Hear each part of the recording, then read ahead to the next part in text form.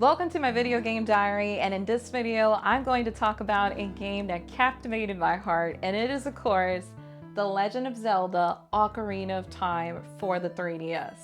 Let's talk about it.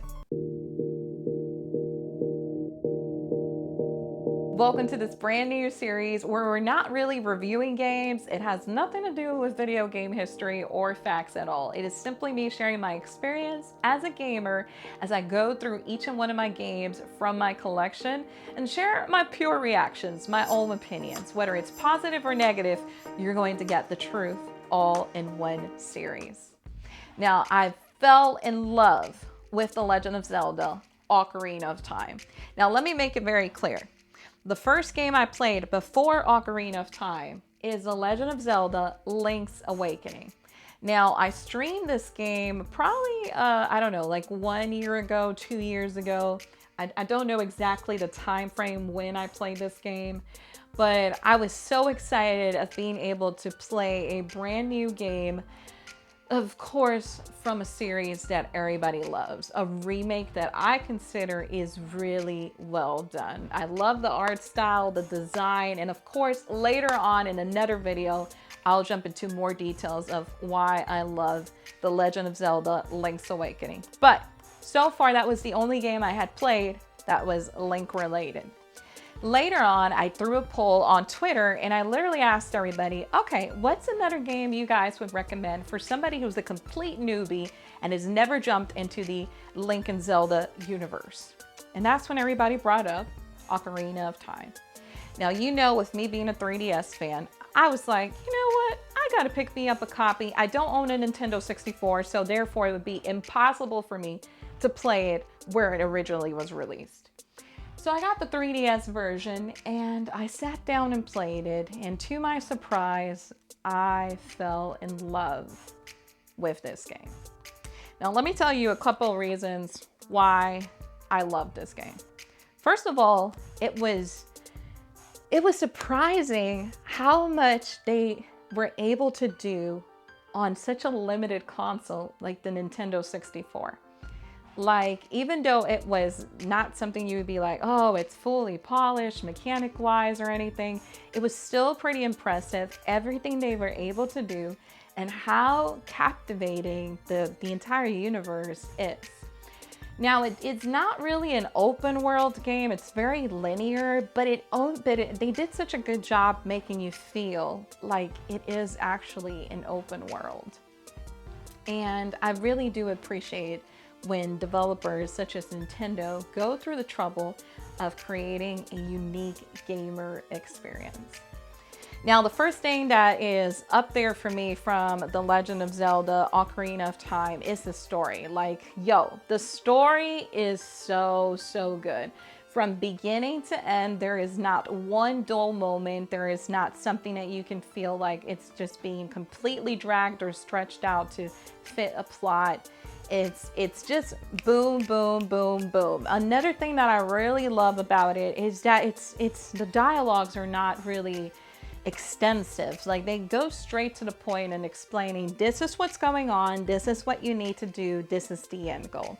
And I really appreciate games that just go straight to the point, even for a first game like this where it's establishing what is like the foundation of what the Link and Zelda franchise pretty much is, right? So that's like the one thing I really enjoyed is the story. I just think that overall 10 out of 10 when it comes to the story. Now, mechanics, it took me a while to get used to it, and a lot of it I think it is also because I played the 3DS version. And for the 3DS version, they actually tweaked a lot of stuff for the controls of the 3DS. So it took a little bit to get used to, but I'm not really pointing that out in a negative way. It was like very slight tweaks. And even though you understand that the controls might have been somewhat outdated for what we consider good controls nowadays, it was most certainly playable. And I actually appreciate it. It was very intuitive, very easy to understand, very easy to equip stuff. You know what each thing does. You know how to get quick access to your inventory. And therefore you're when it comes to like management and knowing what to use and where to use it, this game does a really good job explaining those things. So I do appreciate a good game that has a good tutorial and explains straight to the point how to play the game, which is so essential. And yet so many games get that so wrong. You would think nowadays it'd be easy. Still, there's plenty of games that get this so wrong. So that's another thing I really enjoyed. Another thing that I really love of this game is the missions by itself. Like, even though you're playing like the main story and you can just stick to the main quests, even the side missions are really fun to do. And it was good to complete the side missions because you actually got really good rewards out of it. So I found myself, which I don't really do, not only trying to complete the main quest, but I was also finding myself just enjoying doing the side missions in this game, which is very rare, once again, like I said, but that's how much I enjoy this game. So I was basically doing everything I could to make the game as long as possible without feeling like, oh, I'm already reaching the end of the game. It's done, you know. And I still haven't completed all of the side missions, but some of the ones that I've done were really fun for sure. Another thing that I really love is the music.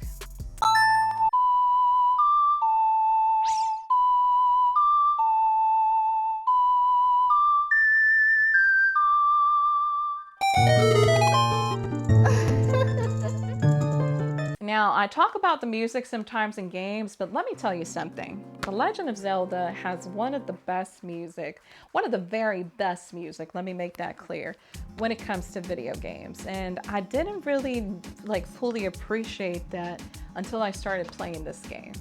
Like, some of the best songs when you obtain the ocarina and you're starting to learn all these tunes that will become essential into playing the game. One of my favorite songs is the Lullaby of Zelda, and the Bolero of Fire.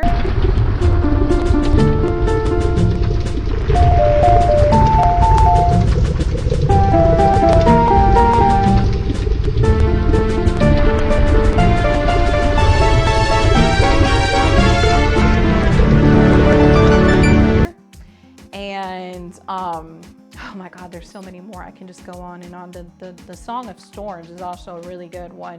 And each and every one of them are just really fun tunes. And even though it took me a while to like memorize each song, and I would find myself like opening the menu just to kind of remind myself, okay, which buttons do I play and in what order? It has one of the best music and one of the best tunes for sure. So you see where I'm going. I'm just, it was just check off. I could just check off each and every one of those boxes that for me makes a game a really good game. And so far, everything was just kind of hitting on all cylinders, right? Another thing that I actually do appreciate is the worlds itself. So even though, like I said, it was pretty linear, you do have to play it in a certain order, though it kind of lets you at some point make decisions on how you want to tackle certain things. The fact that each world is vastly different makes the gameplay even more fun. Like, I was even like joking at some point, and I shared this to my husband, but there's like one world where it's pretty much all dark and eerie, and it had almost like this Resident Evil vibe. Like, for a moment I forgot I was actually playing The Legend of Zelda Ocarina of Time, and I felt like I was playing Resident Evil on the 3DS, and I was like, yo, this is so eerie. Like, all these dead people just walking in this town, and I'm just trying to avoid them. And yeah, he was laughing, of course, when I mentioned that to him, because it really was giving me Resident Evil vibes. So it was weird to see that in The Legend of Zelda Ocarina of Time. Of course, I have pictures and like little clips that I took from when I finally finalized the whole campaign for this game. And the cool thing about this is that for the 3DS version, they actually included a master quest. So once you're done with your main campaign, you can go back and play a new mirrored game, which is even more challenging, and it's called the Master Quest, which of course I haven't done it yet. But the fact that you can go back and play it again with even more and brand new challenges is just really, really cool. The ending was satisfying, and I don't know, I just brought back home a bunch of good memories and experiences overall of this game. If you're a fan of The Legend of Zelda Ocarina of Time, first of all, let me know in the comments below if you played the N64 version or if you played the 3DS like I have. If so, share your experience. Let me know if you love this game or if your experience is quite different. We don't necessarily have to share the same opinion. Once again, it's an opinion at the end of the day, but this is how I felt after playing The Legend of Zelda Ocarina of Time. And of course, if you're curious of knowing which one I like most, if Ocarina of Time or Link's Awakening, expect another video in the near future where I break it down and reveal to you guys which one do I truly enjoy. Thank you so much for watching, and if you want to watch more videos of this series, just click on this playlist, but most importantly, you can do one thing that is completely free, and it is sharing this video with someone who is a passionate gamer and enjoys watching content like this. Thank you so much for watching. Stay rad and